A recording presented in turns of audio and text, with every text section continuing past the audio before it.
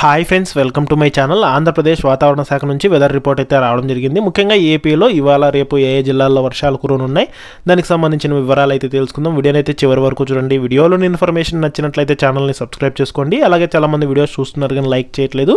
మీరు ఎన్ని లైక్స్ చేస్తే నాకు అంత సపోర్టివ్గా ఉంటుంది. వీడియో కూడా ఎక్కువ మందికి రీచ్ అవ్వడం జరుగుతుంది. వీడియో యూస్ఫుల్ అనిపిస్తే మీ ఫ్రెండ్స్ అండ్ ఫ్యామిలీ మెంబర్స్కి మన వీడియోస్ని అయితే షేర్ చేసి నాకు సపోర్ట్ చేయండి. తద్వారా వీడియోలోని ఇన్ఫర్మేషన్ ఎక్కువ మందికి తెలిసే అవకాశం అయితే ఉంటుంది. ఇక లేట్ చేయకుండా టాపిక్లోకి అయితే వెళ్ళిపోదాము.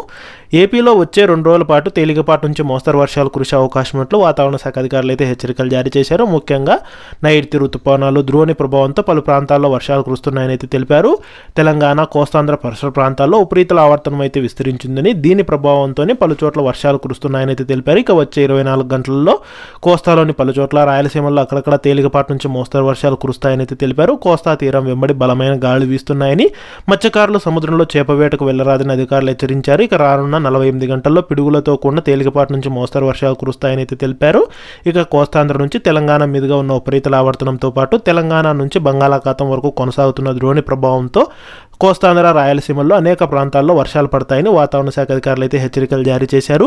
ఇక దీని ఫలితంగా ఇవాళ రేపు పలు ప్రాంతాల్లో తేలికపాటి నుంచి మోస్తరు వర్షాలతో పాటు అక్కడక్కడ పిడుగులతో కూడిన వర్షాలు, అలాగే ఉరుములు, మెరుపులు, ఈదురుగాలులు కూడా సంభవిస్తాయని అయితే తెలిపారు. ఈదురుగాలులు కూడా గంటకు 40 నుంచి 50 కిలోమీటర్ల వేగంతో వీస్తాయని అయితే హెచ్చరికలు జారీ చేశారు.